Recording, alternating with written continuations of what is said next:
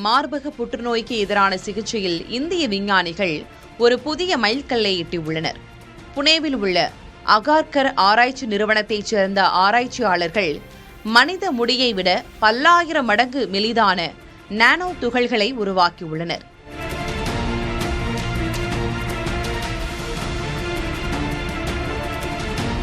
இந்த நுண்துகள்கள் புற்றுநோய் செல்களை துல்லியமாக தாக்கி அழிக்கும் ஆற்றல் கொண்டவை. மார்பக புற்றுநோய் செல்களில் மட்டுமே காணப்படும் MUC1 என்ற புரதத்தை கண்டறிந்து அழிக்கும் வகையில் இந்த நானோ துகள்கள் வடிவமைக்கப்பட்டுள்ளன.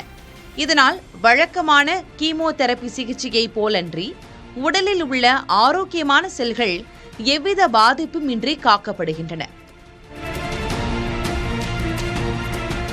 எலிகளில் நடத்தப்பட்ட ஆய்வக சோதனையில் இது புற்றுநோய் கட்டிகளை வியத்தகு முறையில் சுருக்கியது கண்டறியப்பட்டது. அட்வான்ஸ்ட் ஹெல்த் கேர் மெட்டீரியல்ஸ் இதழில் வெளியாகியுள்ள இந்த ஆய்வு எதிர்கால புற்றுநோய் சிகிச்சையில் பெரும் மாற்றங்களை ஏற்படுத்தும் என எதிர்பார்க்கப்படுகிறது. இது தற்போதைக்கு ஆரம்பகட்ட ஆய்விலேயே உள்ளது.